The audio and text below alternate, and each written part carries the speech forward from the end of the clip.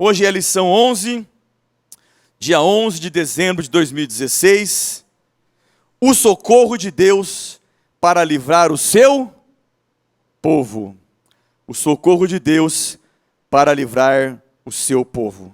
Textual, o Salmo 34, versículo 17. Os justos clamam, e o Senhor os ouve e os livra de todas as suas angústias. Glória a Deus. Os justos clamam, e o Senhor os ouve e os livra de todas as suas angústias. Verdade prática. Deus é fiel no cumprimento de todas as suas alianças e promessas. Deus não falha. O que Ele prometeu, Ele cumpre. Leitura bíblica, livro de Esther, capítulo 5, do versículo 1 ao versículo 6, nos diz assim a Sagrada Escritura. Sucedeu, pois, que ao terceiro dia, Esther se vestiu de suas vestes reais e se pôs no pátio interior da casa do rei, defronte do aposento do rei. E o rei estava sentado sobre o seu trono real, na casa real, defronte da porta do aposento. E sucedeu que, vendo o rei e a rainha Esther, que estava no pátio, ela alcançou graça aos seus olhos. E o rei apontou para Esther com o cetro de ouro que tinha na sua mão, e Esther chegou e tocou a ponta do cetro. Então o rei lhe disse: que é o que tens, rainha Esther? Ou qual é a tua petição? Até metade do reino se te dará. E disse Esther: se bem parecer ao rei, venha o rei e Amã hoje ao banquete que tenho preparado para o rei. Então disse o rei: fazei apressar a Amã, que cumpra o mandado de Esther. Vindo, pois, o rei e Amã ao banquete que Esther tinha preparado, disse o rei a Esther no banquete do vinho: qual é a tua petição? E se te dará. Qual é o teu requerimento? E se fará ainda até metade do reino. Amém. Obrigado, Deus, pelos ensinos da tua palavra. E nós temos vivido e compreendido isso, que a cada dia que nós nos debruçamos sobre a tua palavra, interessados pelas notícias do céu, interessados pelas notícias do Espírito Santo, aleluia. Nós temos visto a tua mão operando sobre a nossa vida, como operou nesta ocasião na vida de Esther e do povo de Deus naquela ocasião, Pai. O Senhor não mudou. Todas as vezes que uma pessoa se coloca na brecha para clamar, o Senhor ouve, o Senhor socorre e o Senhor livra, Pai. Desperta-nos hoje de manhã, através deste ensino, para um tempo não de, me permita a expressão, de mera oração, mas de um clamor, de quem verdadeiramente te conhece, de quem verdadeiramente sabe do que tu é capaz de fazer em nossas vidas, Pai. Clamar, gritar, rasgar o céu com a nossa adoração. Ensina-nos isso hoje de manhã, Pai, aqui no santuário e pela internet. Mais uma vez, toma nas tuas mãos cada vida que ministrará a tua palavra neste lugar. Nós te louvamos por esse dia e te glorificamos por tudo que o Senhor tem feito por nós. Fala conosco, é o que nós te pedimos, em nome de Jesus Cristo. Amém. Pode sentar, irmãos. João Camargos. Queridos, a paz do Senhor. Vocês estão silenciosos hoje? A paz do Senhor, irmãos. Amém. Estão acordados, que bênção. Glória a Deus, glória a Deus. Estamos felizes por essa manhã, pela oportunidade de nos reunirmos para estudarmos a palavra de Deus. Uma vez mais, louvo a Deus pela vida de cada um de vocês, aqueles que puderam chegar um pouquinho mais cedo para orarmos um pouco. Como sabem, estamos orando todos os domingos de 8h30 às 9h, orando para que Deus interfira nas nossas crises, orando para que aqueles milagres que nós estamos na expectativa que eles ocorram, eles de fato aconteçam e que nós possamos ver a poderosa mão do Senhor agindo ao nosso favor. Orando pela nossa nação, orando pelo nosso povo, orando para que Deus sare a nossa terra. Louvo a Deus também, porque eu sei que tem irmãos que também pela internet têm se juntado a nós em oração às 8h30. Eu louvo a Deus pela vida de vocês, que Deus continue vos abençoando. Vamos à nossa lição de hoje. O nosso tema da lição de hoje é a lição de número 11. Lição de número 11. O tema é o socorro de Deus para livrar o seu povo. Nós falaremos sobre a providência de Deus, sobre Esther no palácio de Assuero e também falaremos sobre a crise chega para o povo de Deus. Cumprimento uma vez mais os irmãos que nos acompanham pela internet. Gostaria, claro, de mandar um abraço novamente ao nosso pastor Marcos, dizer que nós estamos com saudade dele. Em breve ele deve estar novamente conosco aqui. Ele é o professor dessa classe, em breve ele estará novamente conosco. Eu quero rapidamente, antes de entrarmos na lição, eu quero rapidamente fazer uma breve correção, porque eu me atentei após a aula de domingo passado, que por várias vezes eu fiz uma pronúncia incorreta de alguns livros da Bíblia. E eu sei que isso é muito comum da gente fazer, então eu queria rapidamente fazer uma explicação para vocês sobre os livros da Bíblia. A primeira coisa, os livros da Bíblia eles foram escritos ininterruptamente, ou seja, não havia capítulo e versículo. Como se escreve os livros? Normalmente você pega um livro, aliás, hoje é comum até dividir os livros em capítulos, mas naquela época não se dividia nem capítulos e nem versículos. Então o livro foi escrito ininterruptamente e posteriormente, tempos depois, para organizar, para facilitar o acesso, eles foram divididos em capítulo e versículos. No Antigo Testamento, nós temos livros e temos poemas de louvor. Então, os salmos são poemas de louvor e nós temos livros como Gênesis, temos como Gênesis, Êxodo e todos os demais livros. O que eu queria atentar a vocês é para a pronúncia.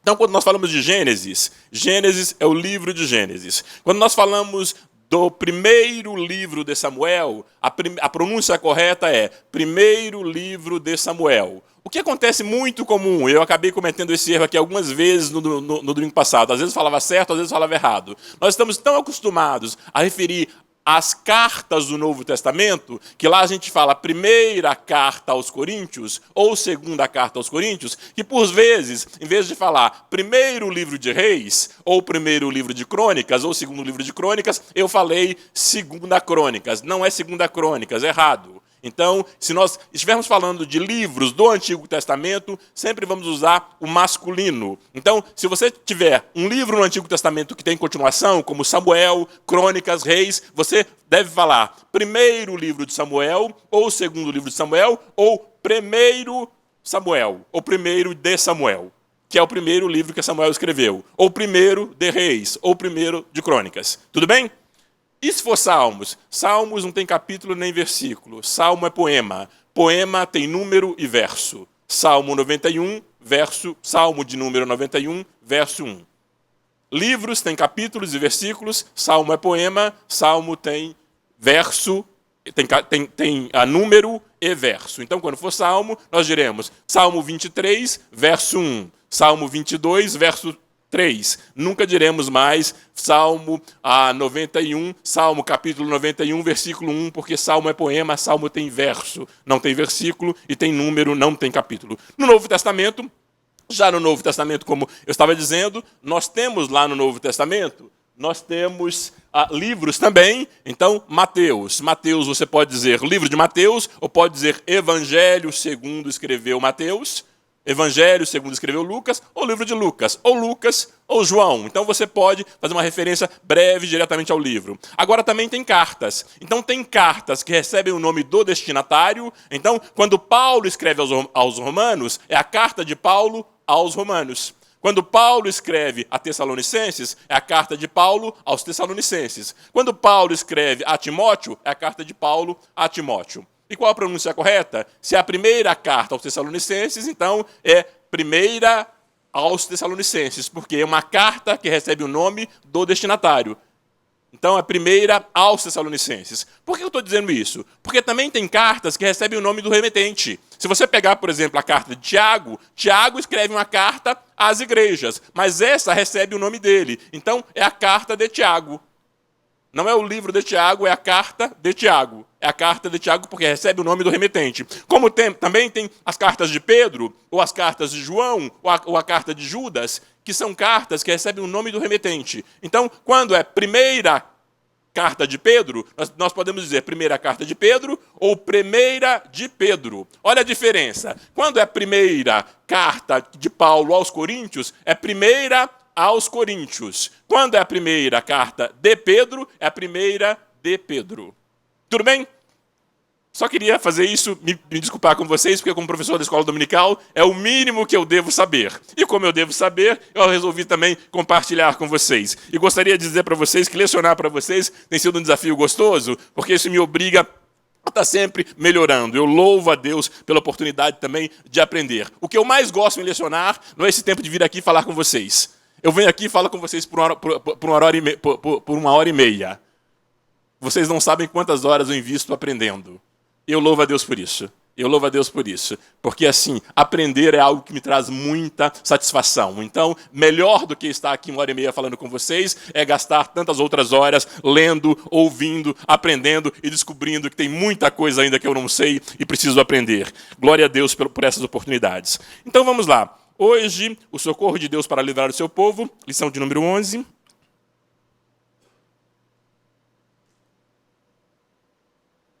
O objetivo geral da lição é ressaltar que Deus é fiel no cumprimento de todas as suas alianças e promessas. Esse é o objetivo geral da lição.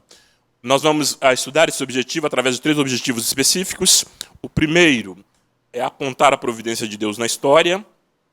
O segundo, mostrar como Esther foi colocada no palácio. E o terceiro, explicar a crise sofrida pelo povo de Deus no livro de Esther.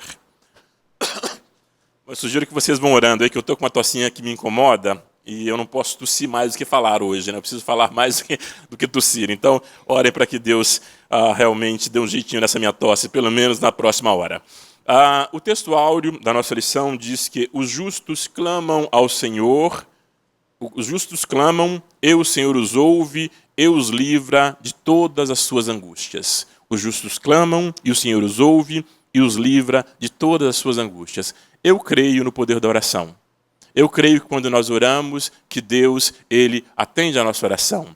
Quando foi feita a abertura aqui da festividade do Círculo de Oração na semana passada, o pastor Wesley mencionou que há 73 anos nós temos um Círculo de Oração nessa igreja. Há 73 anos nós temos pessoas orando ininterruptamente nessa igreja. E quando eu ouvi ele falando isso, eu pensei comigo, olha, Deus realmente é fiel, porque eu acho que ninguém em sã consciência, ninguém inteligente, continuaria orando por 73 anos se Deus não estivesse respondendo às orações. Eu não sei quanto a você, eu não estou orando há 73 anos, até porque eu não cheguei nessa idade ainda, mas desde que conheci a Cristo e desde que estou orando, Deus tem respondido às minhas orações. Algumas vezes Ele diz não, algumas vezes Ele diz espera, algumas vezes Ele diz sim. Mas o fato é, Ele tem respondido às minhas orações e eu louvo a Deus por isto. É por isso que eu insisto com vocês. Nós precisamos precisamos orar mais e preocupar menos. Precisamos orar mais e preocupar menos. Continuem orando ao longo da semana. Continue fazendo os seus 30 minutos de oração ao longo da semana, todos os dias. E eu creio que Deus fará uma intervenção sobrenatural e poderosa na sua vida. Eu creio nisso, como Ele também fará na minha vida. A verdade prática diz que Deus é fiel no cumprimento de todas as suas alianças. Ainda que você seja infiel, ainda que eu seja infiel, Deus, Ele permanece fiel no cumprimento de todas as suas promessas e das suas alianças. Rapidamente, o tema do nosso trimestre é o Deus de toda provisão, esperança e sabedoria divina para a igreja em meio às crises. Então, nós já aprendemos aqui que a igreja também passa por crises, já aprendemos aqui que é sim possível estar em Cristo e estar em crise, mais que possível, é provável que nós estaremos em Cristo e muitas das vezes ao longo da nossa caminhada com Cristo, nós também estaremos em crise e nós aprendemos que a crise tem um papel fundamental na formação do nosso caráter.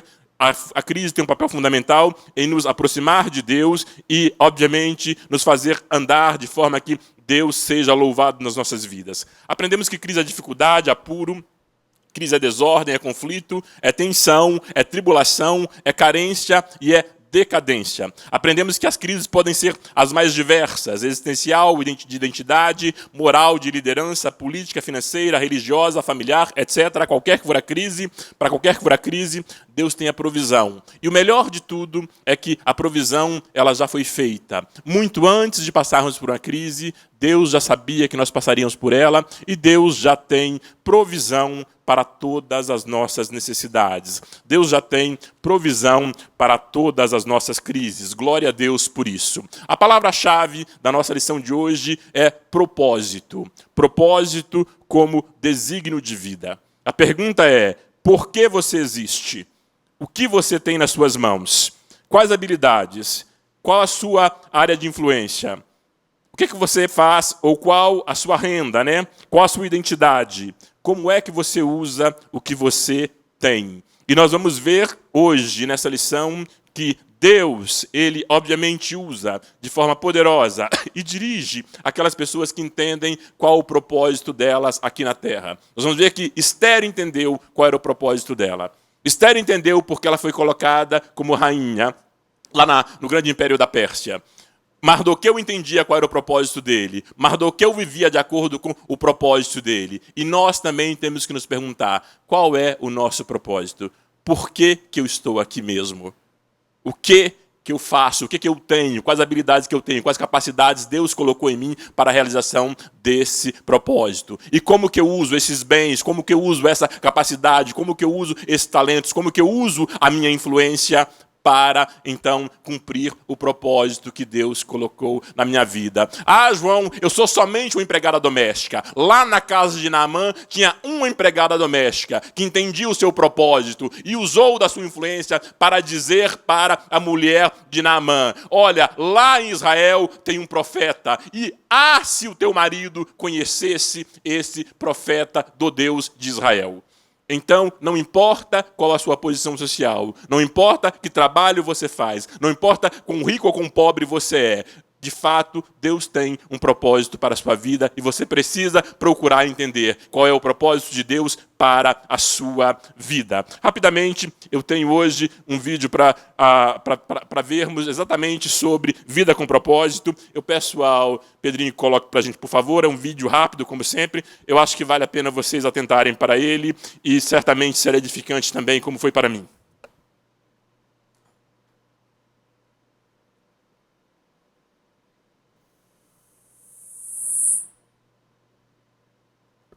A vida é um presente maravilhoso de Deus. Viver é algo maravilhoso, fantástico, extraordinário. Há muitas pessoas que bravamente se agarram a um fiapo de vida e lutam bravamente para viver. Infelizmente, há outras pessoas que jogam a própria vida no bueiro, desperdiçam a própria vida. Vivem sem propósito, sem objetivo. Uma vida vazia, uma vida xoxa, uma vida sem propósito. Eu quero partilhar com você a experiência do rei Davi. Lá em Atos 13, 36, diz que, tendo Davi servido a sua própria geração, conforme o propósito de Deus, adormeceu. Eu penso que este é o resumo de uma vida que viveu uma vida digna, bonita, uma vida que inspirou milhões de pessoas. A pergunta é: que tipo de frase as pessoas colocariam na sua lápide? Que tipo de influência você vai deixar depois que você partir? O que as pessoas vão falar a seu respeito 10 anos depois que você morrer? Que marcas você vai deixar? Que influência você terá exercido? É curioso que esta afirmação sobre Davi foi feita pelo apóstolo Paulo 1000 anos depois da morte de Davi. Davi serviu a sua própria geração conforme o propósito de Deus e adormeceu. Davi não viveu para ser servido, ele viveu para servir. Alguém já disse que quem não vive para servir, não serve para viver. E Jesus Cristo, o Filho de Deus, veio não para ser servido, mas para servir. Viver de acordo com o propósito de Deus é algo fantástico. Entretanto, tentar levar a vida na contramão da vontade de Deus é entrar numa rota de colisão. Aqueles que vivem para servir e cumprem o propósito de Deus podem de fato descansar. Porque quem vive bem, então é capaz de morrer bem. Viver bem e morrer bem. Viver bem e morrer bem. Viver com propósito. Quando nós vivemos com propósito, nós não temos receio da morte. Quando nós vivemos com propósito, nós sabemos quem nós somos, de onde viemos e para onde vamos. Sabemos o que fazemos e sabemos por que fazemos. E Deus, Ele espera que tudo o que nós fizermos glorifique o nome dEle. Tudo. Não é só o que eu faço dentro da igreja. Algumas pessoas pensam que a vida cristã ela só acontece dentro da igreja. Mero engano. A vida cristã ela acontece principalmente fora da igreja. Principalmente fora da igreja. É lá que você tem a oportunidade de ser sal e luz. É lá que você tem a oportunidade de glorificar o nome do Senhor com cada uma das suas atitudes, das suas palavras e das suas ações. Então não viva um fiapo de vida. Não desperdice a sua vida. Não viva uma vida vazia, uma vida morna, né? Ouvimos uma mensagem aqui recentemente sobre a igreja de Laodiceia, que era uma igreja morna, nem quente, nem fria. Uma igreja que deu náusea no próprio Jesus. Então, não viva uma vida morna. Deus não se alegra com quem vive uma vida morna. Deus não se alegra, Deus prefere aquele que, mas esse irmão é muito interesseiro, está sempre orando, pedindo, buscando alguma coisa para atender os próprios interesses. Se ele tiver interesses legítimos, eles serão atendidos pelo Senhor. Se não forem legítimos, Deus não vai atender e Deus vai ensiná-lo, Deus vai conduzi-lo pelo caminho. Mas Deus prefere alguém que tem uma fé audaciosa do que alguém que é apático, do que alguém que não crê mais, do que alguém que é incrédulo, do que alguém que virou um mero frequentador de igreja, e às vezes o faz por mera obrigação. Às vezes faz, hoje é domingo, é dia de ir na igreja, então isso passou a ser parte da rotina dessa pessoa. Não, nós não podemos viver assim. Nós precisamos vir para a casa do Senhor com expectativa de ouvir a voz do Senhor. Nós precisamos vir para a casa do Senhor com expectativa de receber respostas às nossas orações. Nós precisamos vir para a casa do Senhor com um coração alegre, trazendo gratidão a Ele pelas grandes coisas que Ele já fez por nós. É assim que nós devemos vir à casa do Senhor. Não como pessoas apáticas, pessoas mornas, pessoas que parece que perderam o sentido da vida. Então a gente precisa realmente pensar sobre isso, né? Pensar sobre isso, né? O que vão dizer depois que eu morrer, né? O que vão dizer depois que morrer? Eu não quero que ninguém me torne santo depois que eu morrer.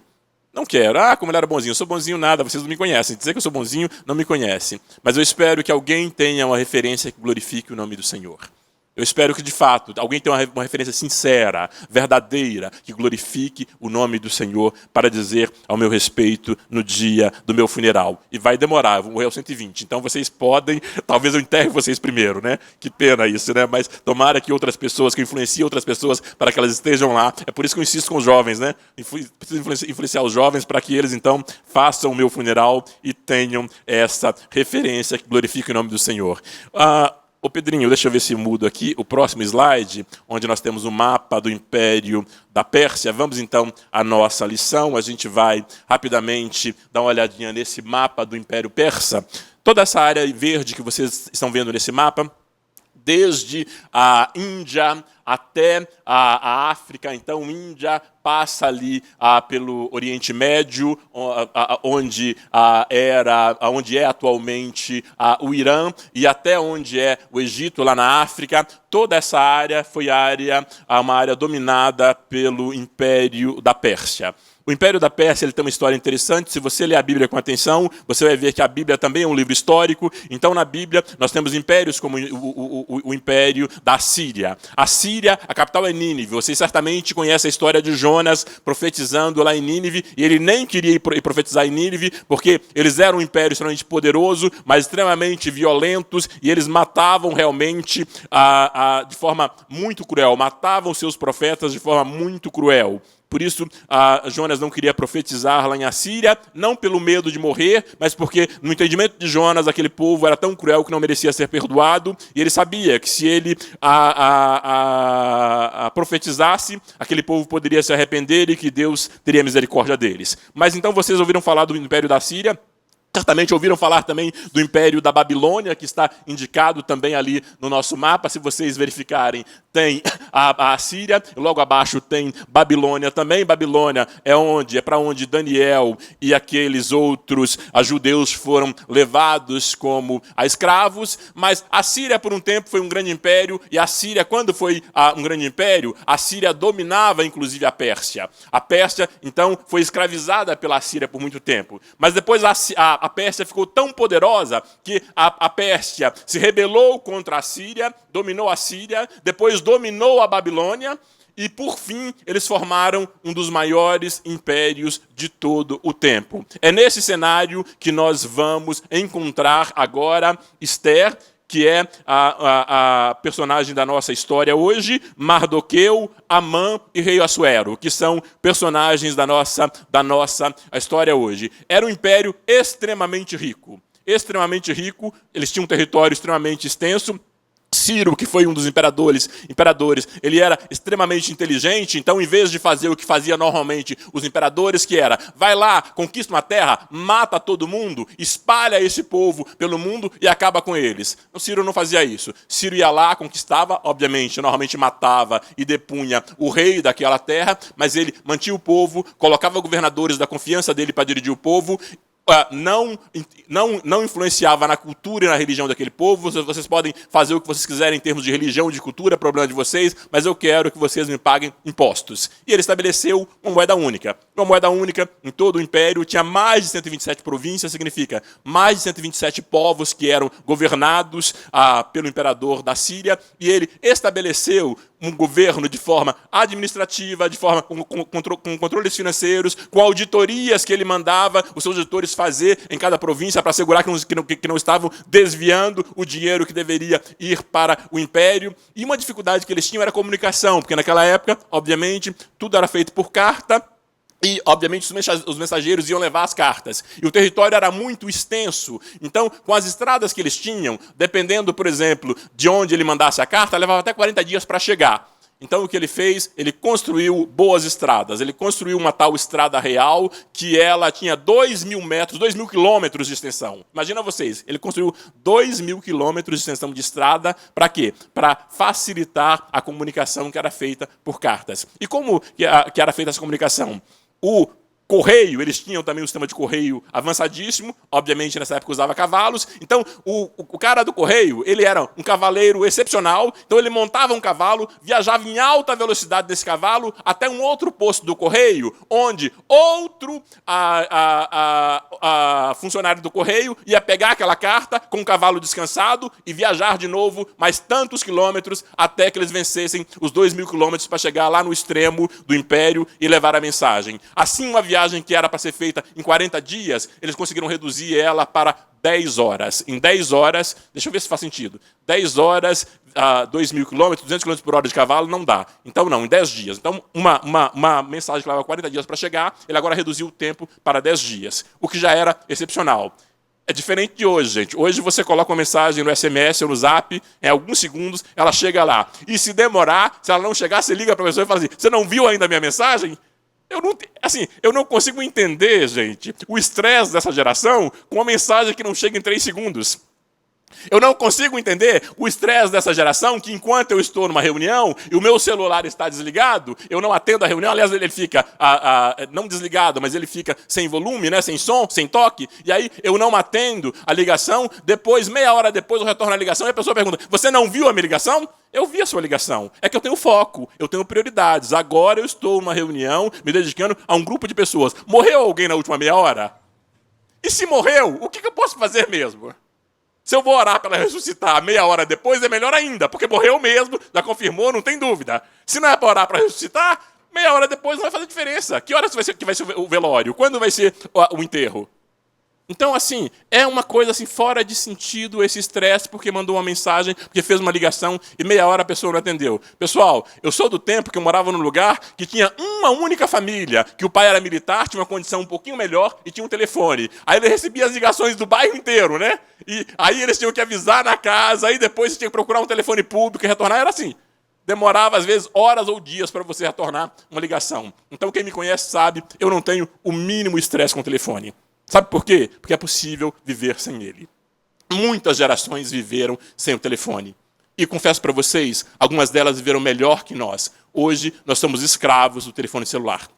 Algumas gerações viveram melhor que nós sem um telefone celular. Então, nós temos uma facilidade de comunicação, mas que acaba, muitas vezes, interferindo no nosso modo de vida e interferindo de forma negativa. Nós vamos, então, ao primeiro ponto aliás, vamos ao texto da nossa lição. A introdução diz assim: o nome de Deus não aparece no livro de Esther. Porém, o Senhor está presente em todas as circunstâncias, intervindo em favor do seu povo. Veremos que a história de Esther, Mardoqueu e dos judeus foi delineada pela providência divina. Na lição de hoje, veremos que Deus age em prol dos que o servem. Primeiro ponto, a providência de Deus. A providência divina na história de Esther, a providência divina na história de Esther. A palavra providência vem do latim providentia e o prefixo pro significa antes ou antecipadamente. O sufixo videntia deriva de videre, que significa ver. Logo, ao tratarmos a respeito da providência divina, dizemos que ele vê, ele faz e vê tudo antecipadamente. Deus estava ciente de todos os incidentes ocorridos no Império Persa. O Senhor estaria colocando uma jovem judia no palácio de Assuero para que mais tarde seu povo fosse salvo da destruição. Tal verdade nos mostra que os pensamentos de Deus são mais altos que os nossos. Deus está no controle de todas as coisas, nada em nossa vida acontece por acaso. A festa do rei. Assuero era vaidoso, querendo ostentar sua glória, poder e riqueza a todos os súditos do império, decidiu fazer um grande banquete, que durou muitos dias, onde os convidados podiam comer e beber à vontade. 127 províncias estavam representadas nessa festa. Assuero bebeu muito e, já dominado pela embriaguez, decidiu exibir a beleza da rainha Vasti para os convidados. A destituição da rainha. Vasti recusou a ser exibida como objeto naquela festa profana. Não podemos nos esquecer que todos ali estavam bêbados. Aquele não era o ambiente para uma rainha. Então ela contrariou a ordem do rei. Defendeu a sua posição, mas pagou caro por isto. Vamos rapidamente ver o que a gente aprende com esse primeiro ponto que trata da providência de Deus, né? Providência divina na história de Esther. Primeira coisa, o silêncio de Deus. Se você verificar quem leu o livro de Esther, quem não leu, eu sugiro que faça uma breve leitura, um livro de apenas 10 capítulos, uma história muito interessante, eu sugiro que vocês leiam. Quem quiser ver filmes, tem filmes disponíveis também na internet. Minha sugestão é sempre, leia a Bíblia, conheça a Bíblia, antes de conhecer o filme. O filme é uma versão onde nem todos os fatos são reais. Muitos fatos ali, eles são realmente alterados para que você possa produzir um filme que se torne interessante e, obviamente, chame a atenção das pessoas. Embora o livro de Esther é um livro extremamente interessante. Se você começar a lê-lo, você vai ler os 10 capítulos em menos de uma hora, que a história é realmente muito interessante. Mas o fato é, o nome de Deus ele não aparece no livro de Esther.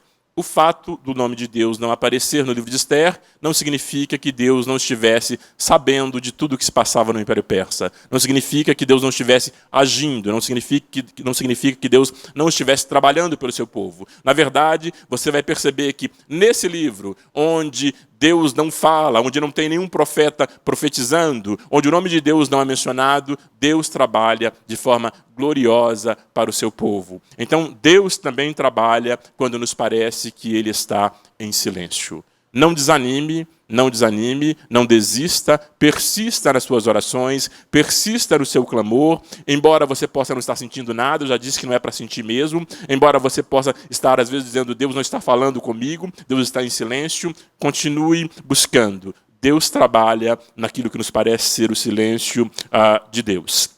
Como disse o texto também que nós lemos, Deus ele é um Deus de providência. Então a providência de Deus está presente no livro de Esther. Deus vê tudo antecipadamente e Deus provê tudo antecipadamente. Nós aprendemos aqui que nada surpreende a Deus. Nada. Conte qualquer tragédia, conte qualquer história, narre qualquer fato e Deus já sabia. Narre o que vai acontecer hoje às 5 da tarde e Deus já sabe. Narre o que vai acontecer daqui a 5, 10, 15, 20 anos ou 20 mil anos e Deus já sabe o que vai acontecer, porque Deus ele é onisciente e Ele é o Deus da providência. Ele é o Deus que vê tudo antecipadamente e Ele provê tudo antecipadamente. Deus já sabia da crise que você passa por ela, Deus já sabe das crises que você vai passar no futuro. Aí você pergunta, João, é sempre assim, é uma crise atrás da outra? É assim mesmo. Quando você fica bom numa crise, vem outra maior ainda. E glória a Deus, e você vai vencer essa e vai vencer aquela também. Mas Deus, Ele já tem provisão para tudo que você precisa para vencer as suas crises. Depois nós vemos um caso de embriaguez e insensatez. O rei Assuero, grande imperador Assuero, ele dá uma festa. Ele dá uma festa no seu império, já disse para você, era um império poderosíssimo. Ele convida governadores, príncipes, sátrapas de todas aquelas 127 províncias e está lá no palácio com toda aquela gente importante. E mais que isso, a festa era uma festa de 180 dias e não era só palácio, não. Todos os moradores da capital Assuero também estavam convidados. Então era uma festa que acontecia na cidade inteira. E lá no 7º dia de festa, lembra que a festa vai durar 180 dias, 6 meses de festa. Haja dinheiro, né, para bancar uma festa para tanta gente, mas dinheiro não faltava para esse rei. Na verdade, me impressiona a riqueza nesse reino, era tão grande, que depois a gente vai ver que Amã, quando ele resolve que ele quer destruir os judeus, ele faz uma oferta para o rei. Ele diz o seguinte, olha, permita que eu destrua os judeus e eu vou depositar no cofre do rei 342 mil quilos de prata. Vocês sabem quanto custa em dinheiro de hoje 342 mil quilos de prata? 635 milhões de reais. Um homem estava disposto a tirar 635 milhões de reais do dinheiro dele, do bolso dele, e ele disse, eu vou depositar esse dinheiro no cofre real. Então, aquele império era um império onde certamente haviam muitos bilionários, já havia muita gente que tinha muito dinheiro naquele império. E o rei dá essa grande festa, ele se embriaga, no 7º dia ele já estava embriagado, o texto diz que ele já tinha bebido muito vinho, e aí ele resolve, então, agora, expor a sua esposa. Ele manda chamar a rainha para que a rainha desfile, ou ela seja exposta ali para os convidados do rei. A rainha também estava dando uma festa, a gente não tem muitos detalhes do que acontecia na festa da rainha, e a gente não tem detalhes também da motivação da rainha para não atender o chamado do rei. Mas o fato é, ela não atendeu o chamado do rei. E porque ela não atendeu o chamado do rei, ela então foi destronada. Ela perdeu o seu posto de rainha. E mais que isso, né? Havia uma preocupação do rei e dos seus conselheiros, que era o seguinte, mas e agora? A rainha não vem, ela disse que não vem mesmo, bateu o pé e falou que não vem. Mas e agora? Os conselheiros disseram para o rei, agora, rei, isso é uma vergonha, sabe por quê? Porque a rainha não te obedeceu, todas as mulheres desse império, elas não vão obedecer seus maridos. A rainha dá um exemplo desse, todas as mulheres do reino não vão obedecer os seus maridos. E o rei pergunta para os conselheiros, o que eu faço então? Eles disseram, olha, escreve um decreto e, obviamente, destrona ela, destitui ela do cargo de rainha. E o rei, obviamente, ele fez isso. Ele seguiu o conselho e fez isso. E, além disso, fez um outro decreto. quando nesse decreto dele destituindo a rainha, ele já publicou outro decreto e mandou publicar em todo o império, dizendo o seguinte, que marido seja o senhor na sua casa. Eu acho esse texto super engraçado. Né? Para mim soa muito engraçado um decreto de um imperador dizendo, olha, que o marido seja o senhor na sua casa. Eu acho que a situação dele estava muito ruim, né? Que rei sou eu, né? A mulher não me obedece. E o que acontece? Dá esse péssimo exemplo aqui para os conselheiros. As mulheres dos conselheiros, de todos os primeiros ministros, dos príncipes, estão lá em festa com ela, viram que ela não desobedeceram, vai virar uma bagunça nesse império. Aí ele manda uma ordem dizendo que as mulheres obedeçam o seu marido, né? E ele estabelece, inclusive, mais poder, né, para os maridos sobre as mulheres. Queridos, o relacionamento entre marido e mulher, ele não deve ser um relacionamento de respeito por obrigação. Não deve ser um relacionamento de respeito, porque existe uma lei superior à lei de Assuero. Existe a lei de Deus que ela diz isso. A palavra de Deus, ela diz, olha, mulheres, honrem, ou seja, respeitem os seus maridos. E maridos, amem as suas mulheres. Já tratamos disso aqui. Mas o respeito não deve ser somente porque há um mandamento a ser seguido. O respeito mútuo deve ser porque, de fato, existe amor, existe um relacionamento saudável. Onde há respeito por mera obrigação, há um problema sério nesse relacionamento e precisa ser tratado. Precisa ser tratado. Leve esse relacionamento diante da cruz de Cristo, porque ele precisa ser tratado. Procure gente de confiança, dê confiança para se aconselhar, porque esse relacionamento precisa de tratamento. Se um marido precisa recorrer à lei ou recorrer à palavra de Deus para que a mulher o obedeça, a coisa não está bem. Se a mulher também precisa recorrer à palavra de Deus para que o marido não seja insensato, para que o marido, obviamente, seja razoável nos seus pedidos, não nas suas ordens, nos seus pedidos. E eu disse não nas ordens por quê? Porque, na verdade, eu não acho que o marido tenha que dar ordem nenhuma para a esposa. Assim que eu vejo. Eu acho que o relacionamento tem que ser um relacionamento de respeito, onde nós conhecemos o nosso papel e, obviamente, um vai contar com o outro. Nós vamos seguir juntos. Agora, a gente não pode ser insensato. Quando você está numa posição de autoridade, seja como marido, seja como pai, seja como chefe, seja como coordenador, como gerente, como dono de um negócio, você precisa ser razoável nas suas ordens. Se você der uma ordem que não é razoável, ela não vai ser obedecida. Se você disser para um funcionário seu, olha, agora você vem aqui no 10º andar, salta e voa, ele não vai saltar e voar, ele não é pássaro, ele não vai voar. Então, seja razoável nas ordens que você dá. Se você não for razoável, você vai ficar envergonhado. Essa semana nós tivemos um fato terrível aqui no Brasil. O Senado, o Supremo, dá uma ordem que o Senado não segue, o Senado questiona a ordem do Supremo, e o Supremo tem que ficar ali numa solução de meio caminho vergonhosa para o país inteiro. Mas por quê? Faltou sabedoria. Houvesse sabedoria nesses homens que ocupam esses postos tão altos, sabedoria não está relacionada com o tanto que você estuda. Sabedoria não está relacionada com o cargo que você ocupa. A palavra de Deus diz que o temor do Senhor é o princípio da sabedoria. Quem teme ao Senhor já deu o primeiro passo para ser uma pessoa sábia. Então é necessário sabedoria, para você não agir com insensatez, para você dar ordens razoáveis. Dê ordens razoáveis e as pessoas não vão questionar a sua autoridade. Se você der ordens que não são razoáveis, eles vão questionar. É o que aconteceu com o rei. Ele deu uma ordem que não era razoável para sua esposa, e a esposa não seguiu. Eu poderia falar mal dela aqui, não vou me ocupar falando mal dela. Eu acho que ela era uma mulher realmente de muita coragem. Imagina você, o que é você ser exposta a um monte de gente bêbada. Um monte de gente bêbada. Já haviam bebido 7, o próprio rei já estava bêbado. Imagina os demais. Quando o rei já está trêbado, imagina a situação dos outros. Então, ela tinha os seus motivos, que não estão na Bíblia, mas ela tinha os seus motivos. E ela foi tão corajosa que ela arriscou não só a sua posição como a rainha, arriscou a própria cabeça. O rei poderia ter mandado executá-la. Por acaso, o rei não mandou executá-la, mas destituiu ela do trono. Mas ela arriscou a sua própria cabeça. Então, sejamos razoáveis. Marido, não coloque o seu casamento em risco. Se você faz um pedido não razoável para sua esposa, você pode colocar o seu casamento em risco. Esposas, sejam sábias. A Bíblia diz que a mulher sábia edifica a sua casa. Ser sábia não é fazer tudo o que o marido quer. Ser sábia não é fazer tudo o que o marido quer. E vocês vão ver isso nessa lição. Mas eu quero ir lá em Atos. Em Atos tem o caso de um casal que resolve mentir. Mentir para a liderança da igreja. Aí vem o marido e fala, eles vendem um terreno e falam o seguinte, olha, que legal, tá todo mundo vendendo tudo e dando tudo para a igreja, né? Vamos ficar bonito na foto também? Vamos vender também, mas vamos vender o seguinte, a gente vai vender e vamos pegar só uma parte, dar para a igreja, a outra parte fica para nós. Aí eles vão lá, Ananias e Safira, vão lá, vai primeiro o marido e fala, Pedro, ó, tá aqui, ó, o dinheiro do meu terreno, vendi ele, tá todo o meu dinheiro, tá todo o dinheiro aqui. Aí Pedro, é verdade, Ananias, tá todo o dinheiro aqui? Tá. Pedro diz para ele, Ananias, se você tivesse ficado com todo o dinheiro, era seu. Você não precisava ter vendido sua propriedade. Se tivesse ficado com ela, era sua.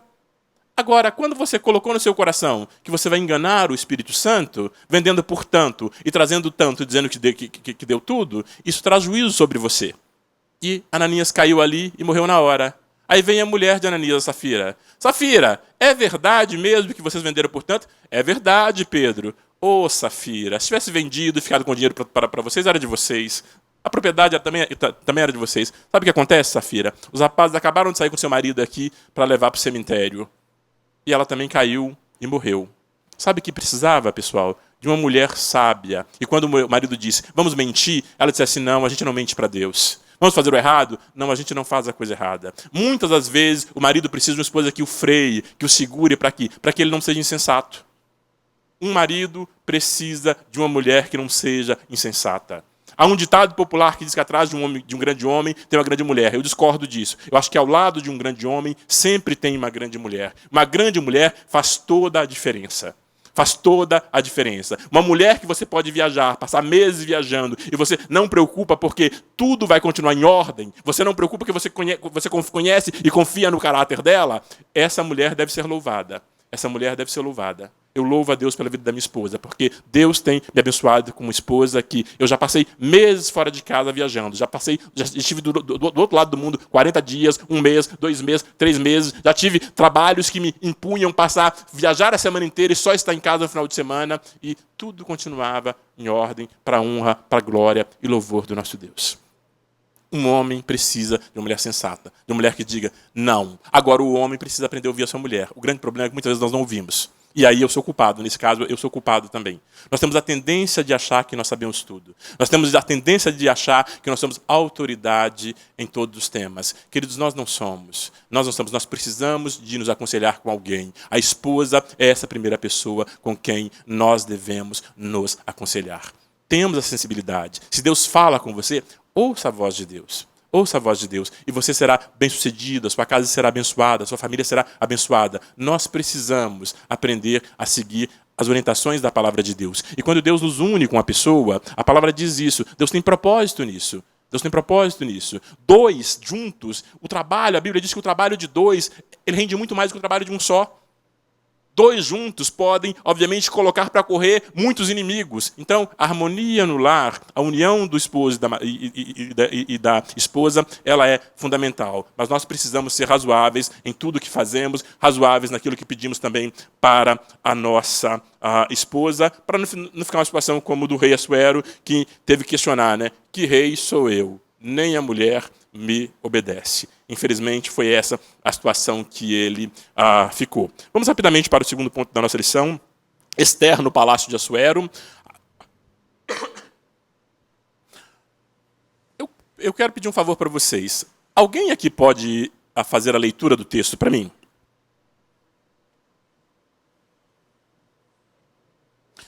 Isso, mas por favor, irmão, só o microfone, por favor. E se alguém, deixa eu ver se eu coloco a irmão vai colocar a câmera para o irmão, por favor, irmão. Porque daí você me economiza a voz. Segundo ponto, Esther no palácio de Assuero.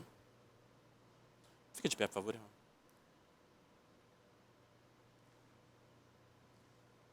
Sim, por favor. Esther no palácio de Assuero. A busca de uma jovem para o lugar de Vasti. Passado algum tempo da destruição de Vasti, da destituição de Vasti, alguns servos de Assuero sugeriram que ele buscasse moças virgens e formosas para que uma delas substituísse Vasti. Comissário de todas as províncias trouxeram candidatas ao palácio de Suzã. As jovens ficaram aos cuidados do eunuco Hegai, que era a guarda das mulheres. Entre todas as moças levadas ao palácio estava uma judia de nome Ester. Essa jovem logo ganhou a simpatia do eunuco do rei. Ester não estava somente participando de um concurso. O Senhor estava direcionando seus passos ali no palácio para algo grande. Ela fazia parte do desígnio de Deus para ajudar o seu povo. Mas talvez imaginasse isso. Desculpe aí.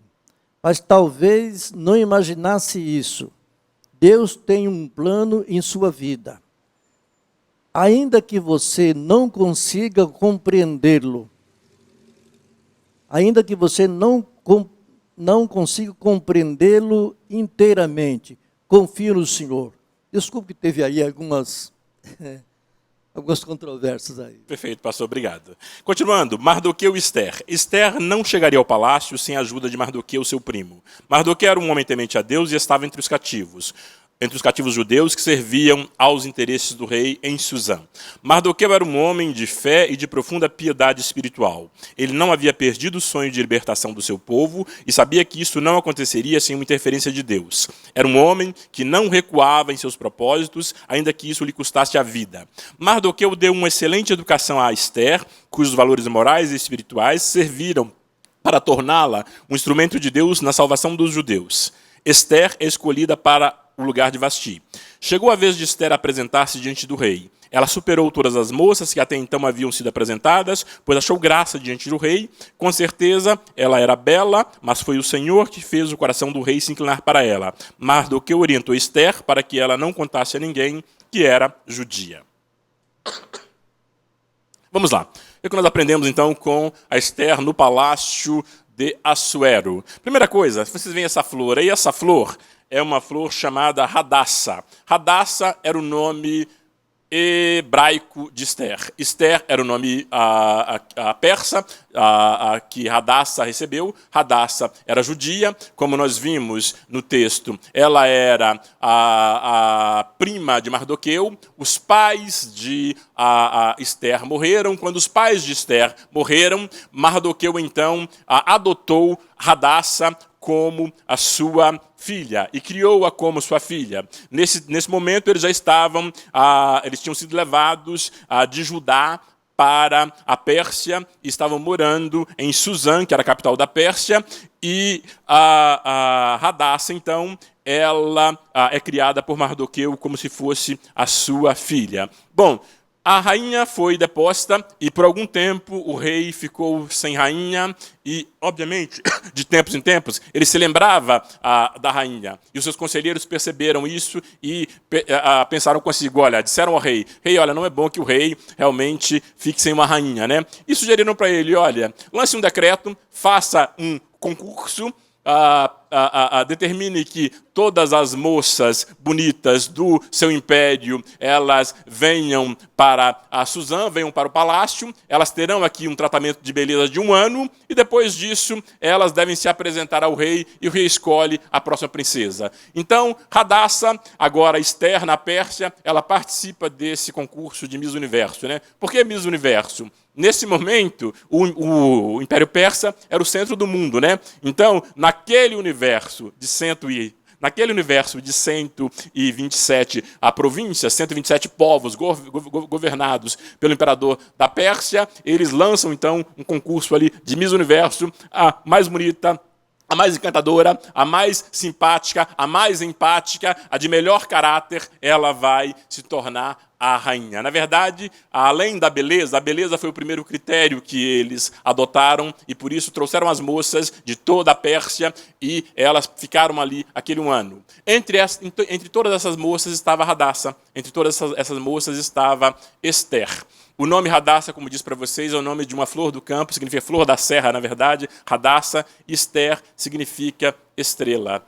E eu gosto desse paralelo porque Radassa é o nome de uma órfã. Radassa é o nome de uma escrava, alguém que é levado da sua terra e é exilado noutro lugar. Radassa é o nome de uma pessoa que estava ali para ficar, embora uma pessoa bela, porque a palavra diz que ela era muito linda, mas para ficar num nível de influência mais baixo, né? Como ficam as flores. Mas o projeto de Deus para Radassa não é que ela ficasse somente no nível de influência das flores. Deus projetou Radassa para ter um nível de influência das estrelas. E aí o nome dela na Pérsia é Esther. E essa que Deus projetou, inicialmente se via como Radassa, mas Deus havia projetado, se via como uma flor, mas Deus havia projetado como estrela. Ela estava entre todas aquelas moças lindas ali do império que foram selecionadas, foram educadas durante aquele ano, aprenderam a etiqueta real do palácio, aprenderam como se comportar como uma rainha, aprenderam como se vestir como uma rainha. Desculpem, me presta aqui, irmão. Obrigado. Alguém me trouxe aqui a própolis. Obrigado. O pessoal é prevenido, né? Prevenido o pessoal aqui, pastor. Mas vamos lá. Desculpem os irmãos na internet. Eu estou com uma tosse. À noite ela piora e de manhã, normalmente eu não falo tanto pela manhã. Então, de manhã, se eu preciso falar, me incomoda um pouco. Mas continuamos. Essa que antes se via como uma flor, agora Deus a coloca no nível de influência de uma estrela. Ela aprende a comportar-se como rainha. Todas as moças se apresentam ao rei.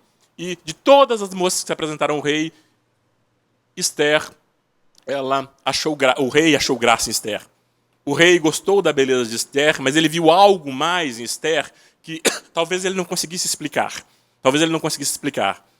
Irmãs, a beleza da mulher que serve ao nosso Deus não é uma beleza apenas aparente.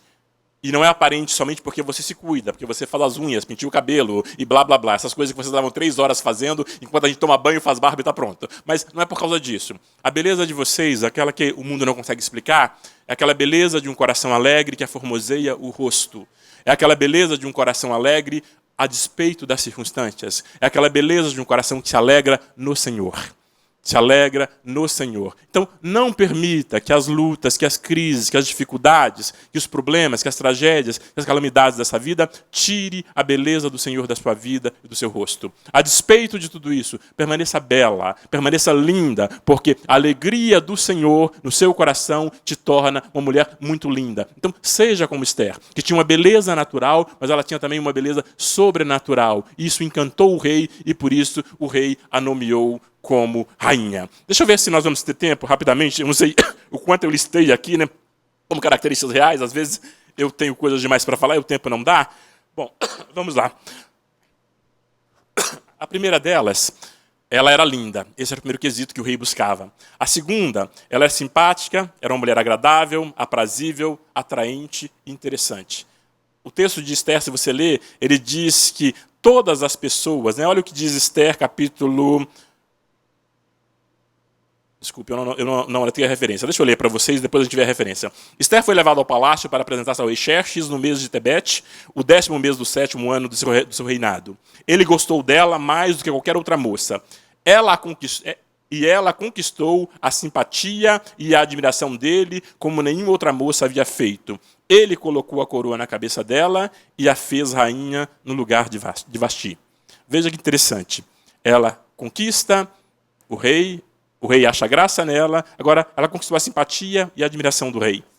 Ela era uma mulher agradável, simpática, aprazível, atraente e interessante.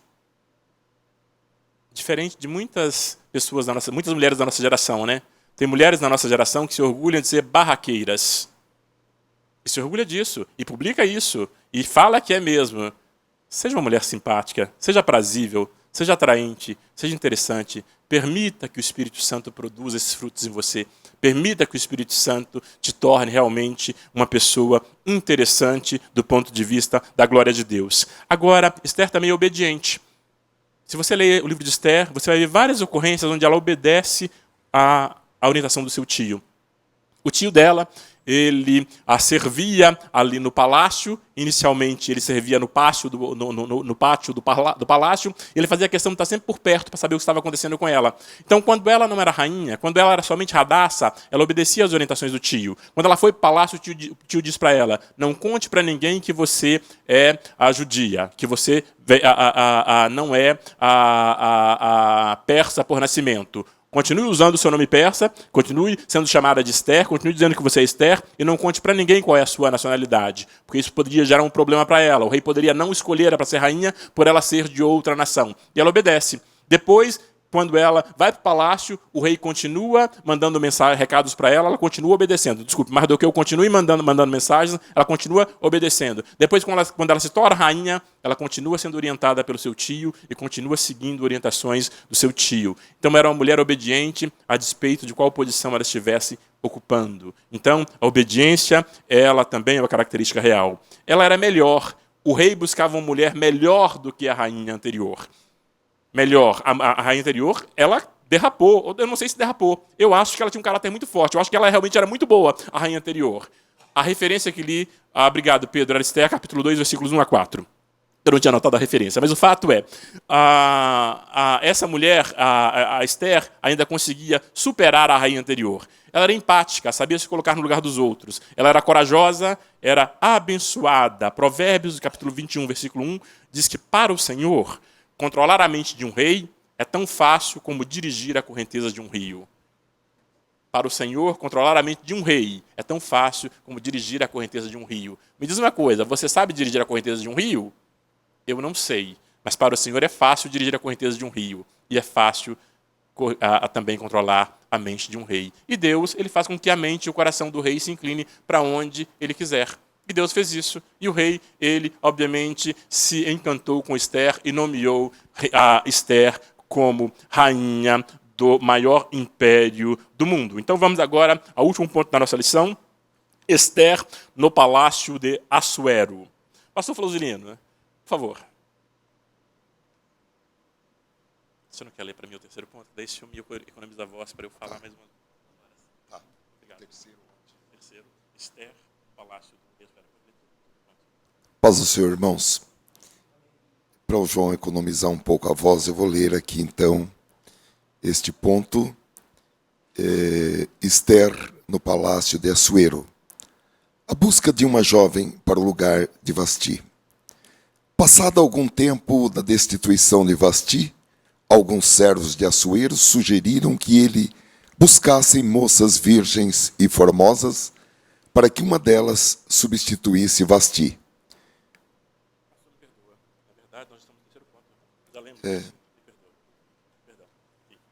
Muito bem. Então vamos para o terceiro ponto. A crise chega para o povo de Deus. A trama de Amã. Amã era uma espécie de primeiro-ministro de Assuero. Ele era o segundo homem mais importante do reino. Amã era mau e enchia-se de ódio quando Mardoqueu não se inclinava perante ele. Por isso traçou um plano para destruir todos os judeus. Ele persuadiu Assuero a fazer um decreto ordenando a morte dos judeus. O rei aderiu ao plano de Amã. Então foi feito um decreto para que todos os judeus fossem mortos e seus despojos saqueados. A crise havia chegado para os judeus, trazendo tristeza e lamento. Mardoqueu vestiu-se de saco e foi para a porta do palácio de Assuero. Número 2. Esther toma conhecimento da trama contra seu povo. Mardoqueu informou Esther acerca do decreto de morte do povo judeu. Esther disse que não poderia fazer nada, pois só lhe era permitido entrar na presença do rei caso fosse convidada. Então Mardoqueu lembra-lhe de que ela foi colocada pelo Senhor junto ao rei para aquele momento. Ele deixou claro que se ela não quisesse ajudar, Deus levantaria outra pessoa. A rainha não recusou ajudar seu povo. Ela pediu a Mardoqueu que reunisse todos os judeus a fim de jejuar por ela. Nos momentos de crise não adianta lamentar e chorar. É preciso orar, jejuar e buscar a face do Pai até que Ele envie o seu socorro. Número 3. A estratégia sábia de Esther. Depois de orar, jejuar e buscar estratégias em Deus, Esther colocou suas vestes reais e foi para o pátio interior da casa do rei. Ao vê-la, o monarca apontou seu cetro e Esther tocou na ponta. O rei, deslumbrado pela beleza da rainha, perguntou-lhe: que é o que tens, rainha Esther, ou qual é a tua petição? Até metade do reino se te dará. Esther convida o rei e Amã para um banquete. Esther então informou ao rei que havia um plano para matá-la, bem como ao povo judeu, e este plano havia sido tramado por Amã. Isso enfureceu o rei. Esther desmascarou Amã diante de Assuero.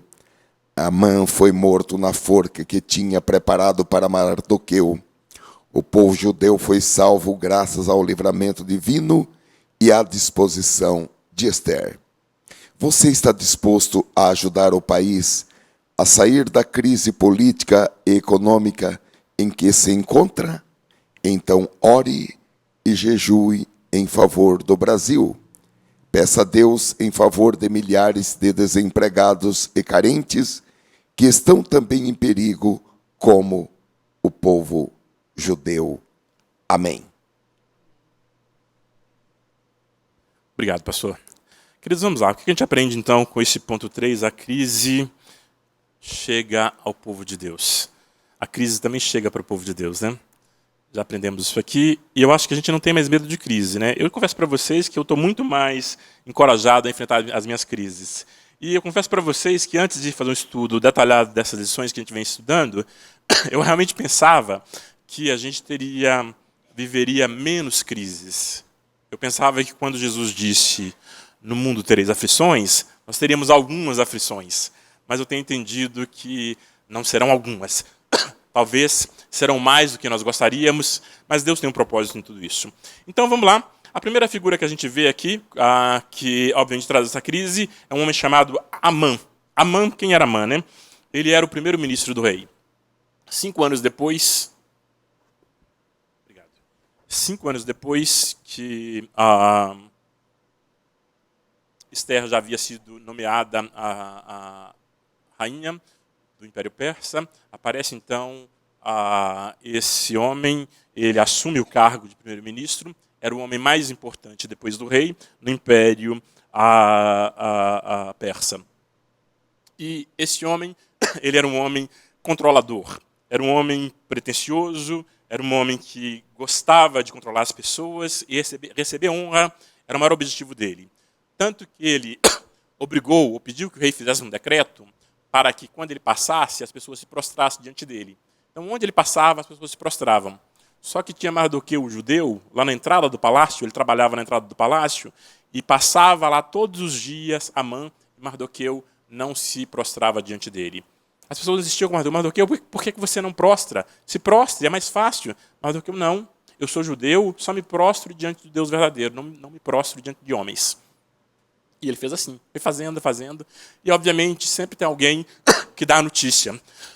No meio de tantas pessoas, talvez Amã nem observasse Mardoqueu, mas alguém foi lá, alguém para ficar bem com Mardoqueu, foi lá e falou, quer saber? Vou denunciar para ficar bem com Amã, foi lá e disse, eu vou denunciar Mardoqueu. Foi lá e disse, olha, Amã, tem um homem aqui que é o único homem que não prostra quando você passa. Quando você passa, todo mundo se prostra, menos o judeu Mardoqueu.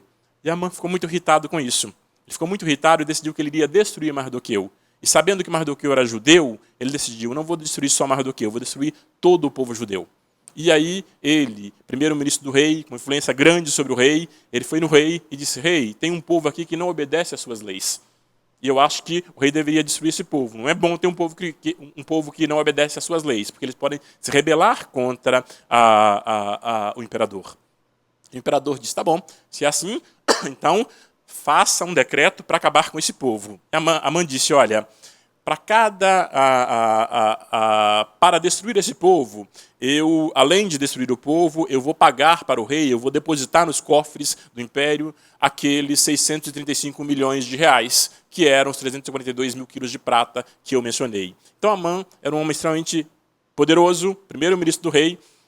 E assim, me parece que quando o primeiro-ministro do rei resolve colocar 635 milhões de reais no cofre real, eu não sei não, tá? Olhando o caráter desse homem, não diz aqui na Bíblia não, mas olhando o caráter dele, eu tenho dúvida se esse dinheiro não veio da Lava Jato. Mas, tudo bem, a gente continua aqui e depois a gente pede o Moro para investigar o Amã também e saber a origem de tanto dinheiro que ele estava disposto a depositar nos cofres reais. O fato é, esse homem era prepotente, ele se achava superior a todas as pessoas, ele certamente, tão presunçoso que era, é uma daquelas pessoas que se coloca diante do espelho e canta para si mesmo em alto e bom tom.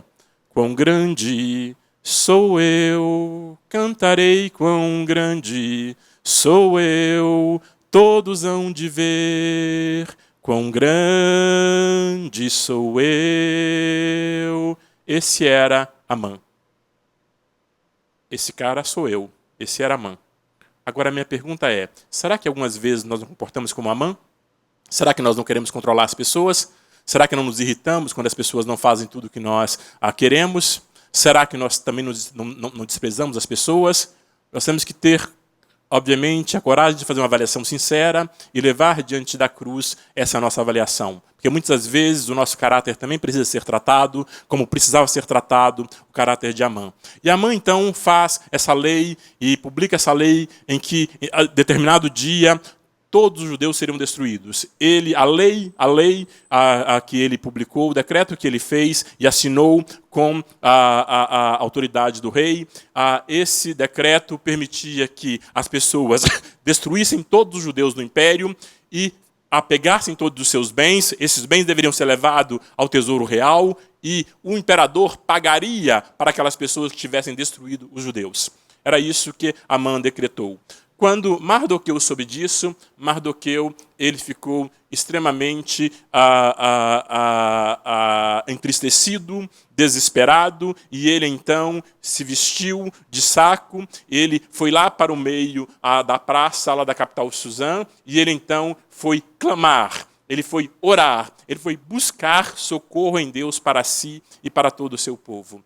Olha a diferença, enquanto um canta "Quão grande sou eu", esse Amã, o Mardoqueu, ele vai para a praça,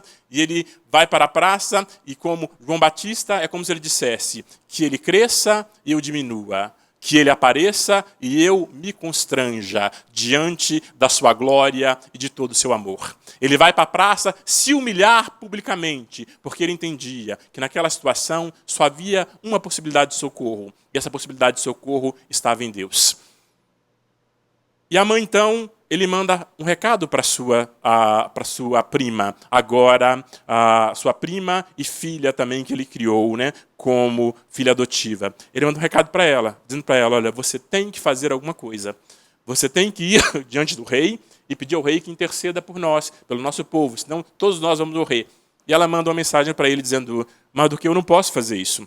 Eu não posso entrar diante do rei sem a permissão dele, e faz 30 dias que ele não me chama. Qualquer pessoa que entrar diante do rei sem a permissão dele pode ser morta. É isso que diz a lei dos persas. Mardoqueu manda um outro recado para ela, dizendo assim, olha, Esther, pense bem, qual é o propósito da sua vida? Pense bem por que você está na posição que você está. Pense bem por que o Deus de Israel te colocou aí. Pense bem porque ele não faz nada sem propósito. Se ele te colocou numa posição de tanta influência, se você não fizer nada, certamente ele enviará socorro de outra parte. Mas você e toda a sua família será morta. Mas você deveria fazer alguma coisa porque esse é o propósito de Deus te colocando nessa posição. Essa é uma reflexão que nós também temos que fazer. Muitas vezes Deus nos coloca numa posição de influência e nós temos que nos questionar por que Deus nos colocou aqui. Muitas vezes Deus nos coloca numa posição onde nós temos possibilidade de fazer o que ninguém mais poderia fazer. Falar com outras pessoas em posição de autoridade que só nós podemos fazer e nós não fazemos. Porque, não, eu estou com vergonha, eu estou com medo, vai me mandar embora, o que vão dizer de mim? A questão é, qual é o seu propósito? Qual é o seu propósito? Já mencionei para vocês, ela era rainha. Lá na casa de Naamã, Naamã é outro personagem. Amã é o personagem dessa história. Naamã é o personagem de outra história. Lá na casa de Naamã tinha uma empregada, que foi levada como escrava também. Uma empregada. E ela exercitou o seu propósito. Ela falou do Deus que ela servia e por isso Naamã foi curado. Ela não ficou com medo de Naamã saber que ela era, aquela empregada sabia que ele era leproso e mandar matá-la. Agora até a empregada sabe que eu sou leproso, vai sair falando para todo mundo que eu sou leproso, porque ele escondia a sua lepra. Era algo que só ele e a mulher dele, na intimidade, na privacidade dele, sabia. Mas a empregada também soube e disse, olha, em vez dela sair falando para todo mundo, o meu patrão é leproso. Sabe o grande Naamã, esse aí que vence toda a batalha, esse general poderosíssimo no Império da Síria? É leproso. Ela não saiu falando mal dele, não. Ela disse, olha, lá em Israel tem um Deus que vai resolver o problema dele. Quando você souber da lepra de alguém, quando você souber da falha de alguém, não saia por aí publicando a lepra da pessoa, não. Não faça isso.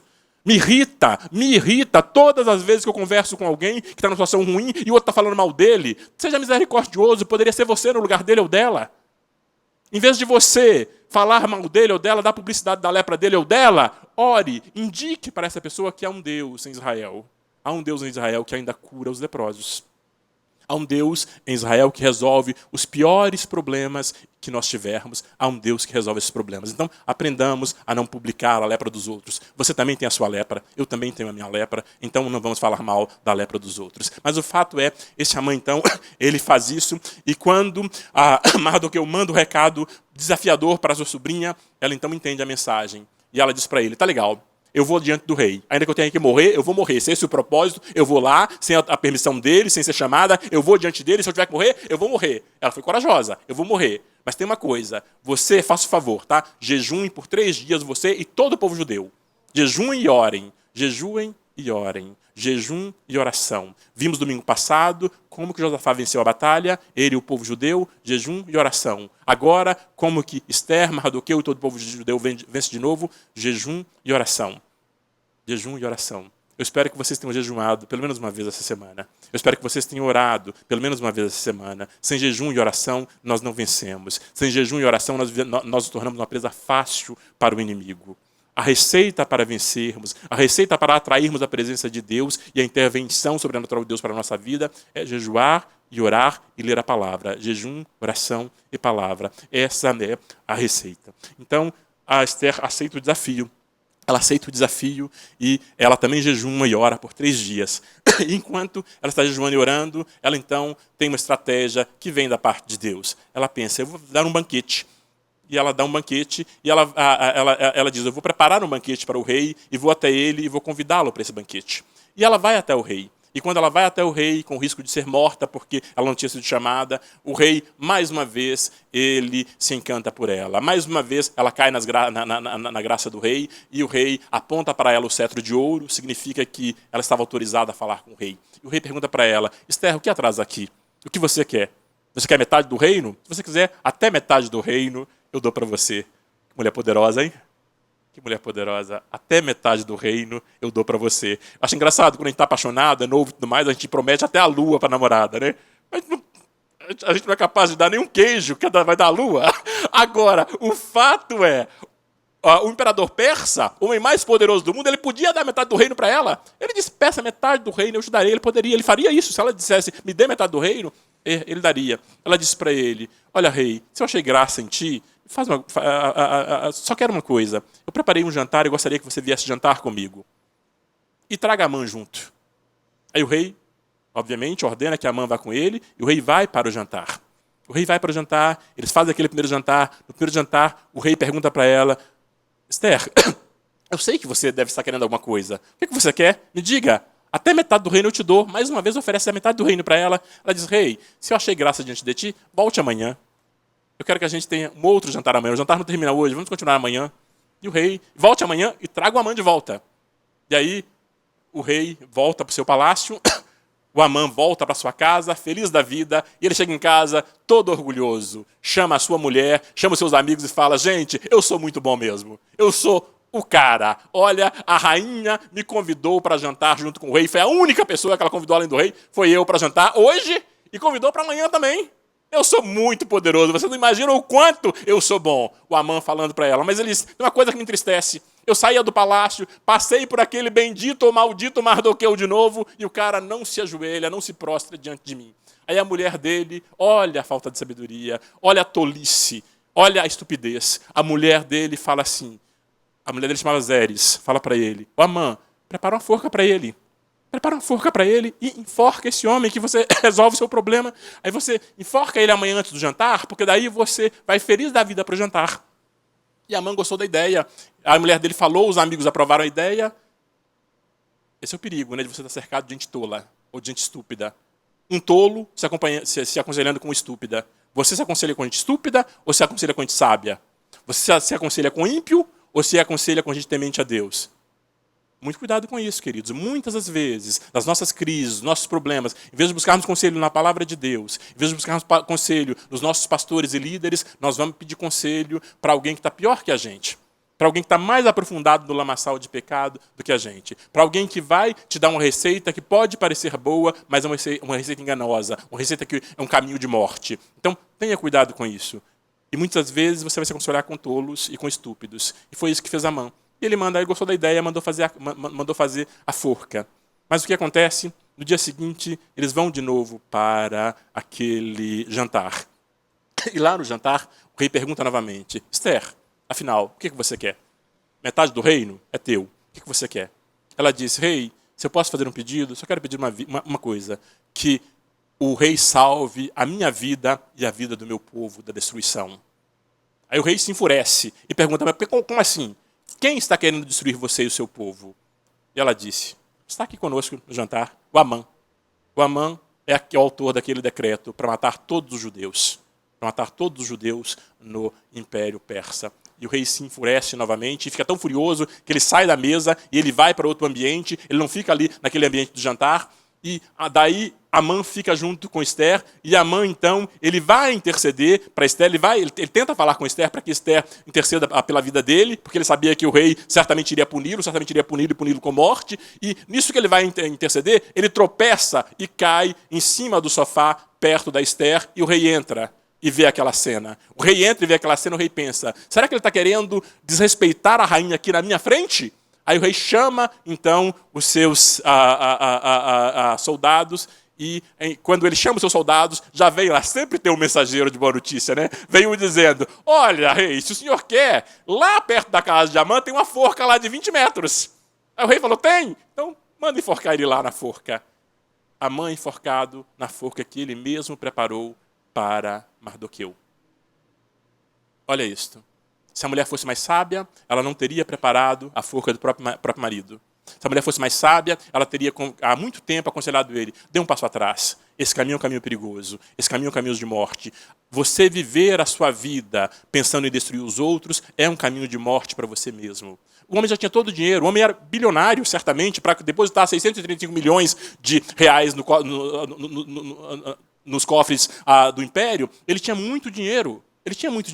Mas o fato é, a ganância, o desejo pelo poder, o desejo por ser adorado pelas pessoas é algo fora do controle. E nesse momento, isso mata ele internamente, muito antes dele morrer na forca. E a mulher poderia ter ajudado ele a procurar um tratamento, né? A mulher poderia ter ajudado ele a procurar um caminho diferente, mas ela também era uma tola.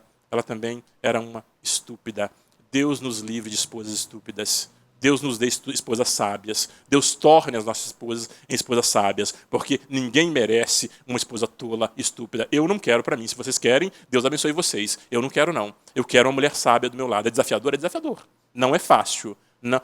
Mulher sábia não é fácil. Ela vai te dizer não. Ela vai te dizer que você está errado. Ela vai te dizer que esse não é o caminho. Agora, o que acontece? A gente precisa estar atento também àquelas orientações que Deus nos der através das nossas esposas. Agora, o que acontece com Mardoqueu? Mardoqueu segue um caminho de humildade e honra. Mardoqueu, então, estava lá na praça vestido de saco, quando não, estava lá na porta do palácio servindo. Esqueci de contar uma história importante aqui, deixa eu voltar um pouquinho. Não matamos o Amã ainda não, tá?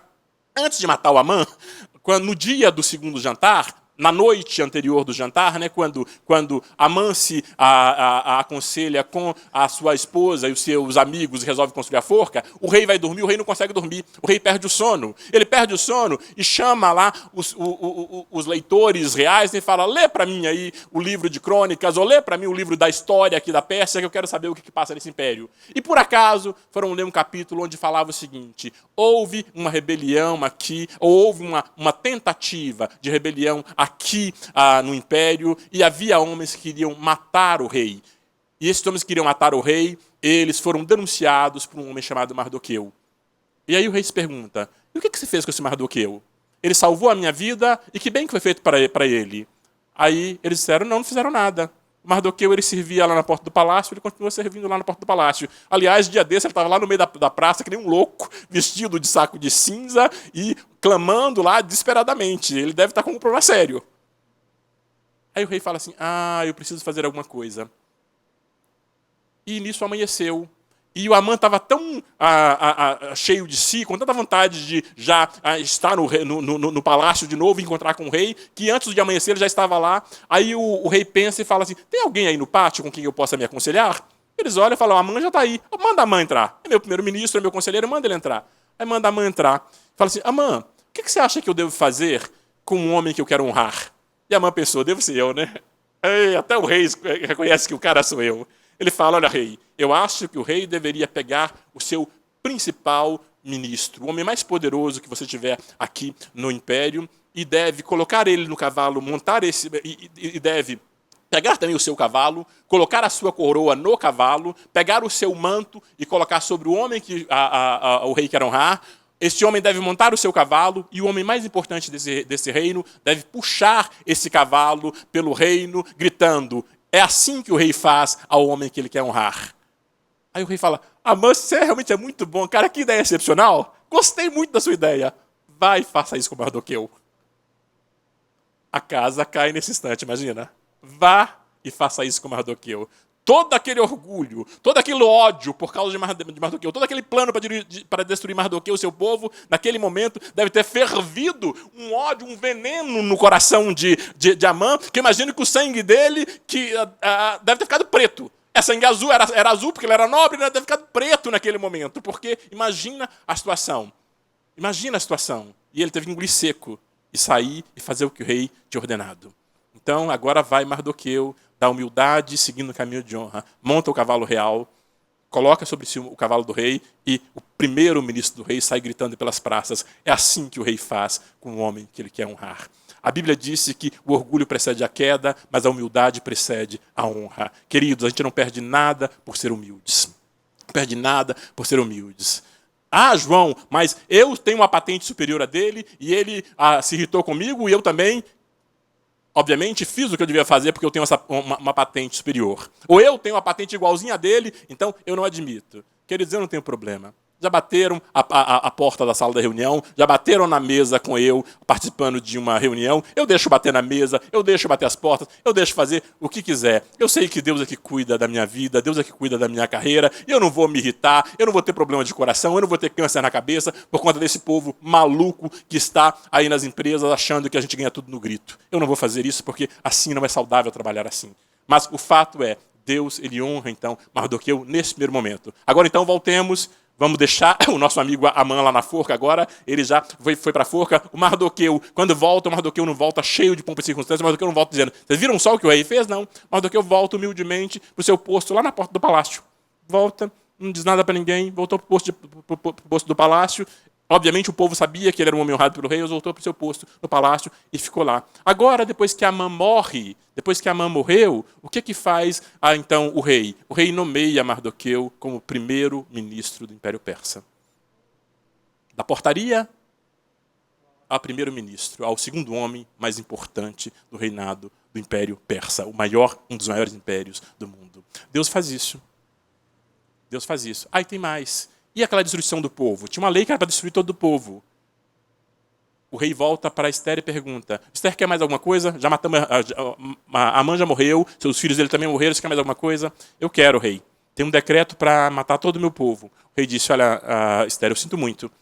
Um decreto de um imperador persa não pode ser mudado. Eu sinto muito.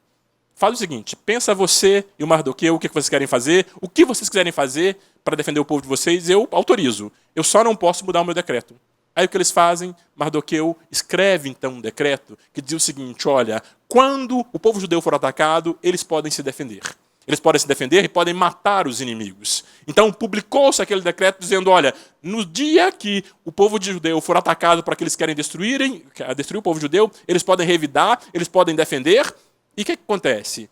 Os guardas de todo o império, eles sabiam da influência de Mardoqueu. Sabia que Mardoqueu agora era o primeiro-ministro. Então os guardas do império, que antes impediriam o povo judeu de se defender, eles, pelo contrário, eles não entraram na briga, disseram, essa briga não é nossa, vamos ficar fora disso, deixa esse povo se matar. E aí, quando eles foram atacar os judeus estavam bem preparados para se defender, os judeus se defenderam e morreram mais de 75 mil pessoas inimigas do povo judeu. Quando eles deveriam morrer, quando deveriam ser mortos, ser roubados, ser saqueados, porque tudo que eles tinham ser levado para o cofre real, Deus interviu, Deus interferiu a favor deles, de modo que os inimigos, então, foram aqueles que morreram.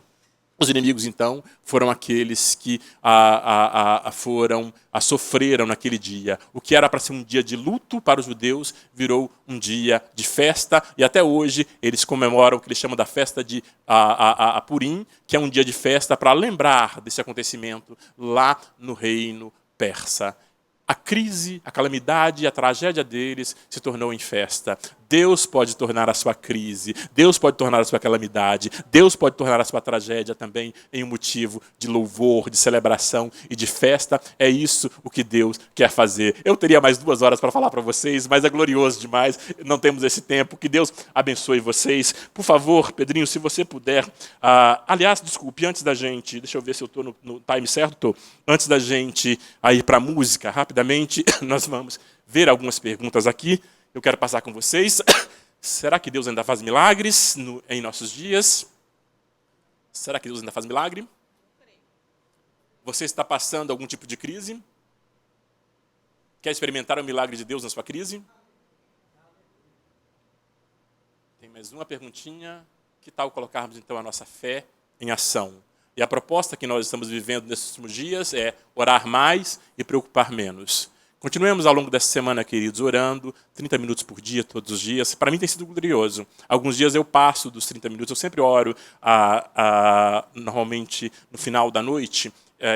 Eu prefiro assim, tem pessoas que preferem orar pela manhã, fiquem à vontade, eu prefiro orar no final da noite. E alguns dias eu passo facilmente dos 30 minutos. E é glorioso, para mim tem sido glorioso esse tempo de oração com um propósito específico. Propósito específico, que é para que Deus interfira nas nossas crises, e eu creio que Deus ele atenderá às nossas orações. E aos domingos, então, nós nos encontramos aqui 8h30 para orar juntos 30 minutos. Ao longo da semana, individualmente, cada um procura o seu lugar de oração ali, um lugar onde você tenha privacidade, ou onde você tenha a condição realmente de focar na sua oração. Se quiser, eu sempre coloco um fundo musical, uma musiquinha suave, para eu poder me concentrar na minha oração. Ore pelo menos 30 minutos.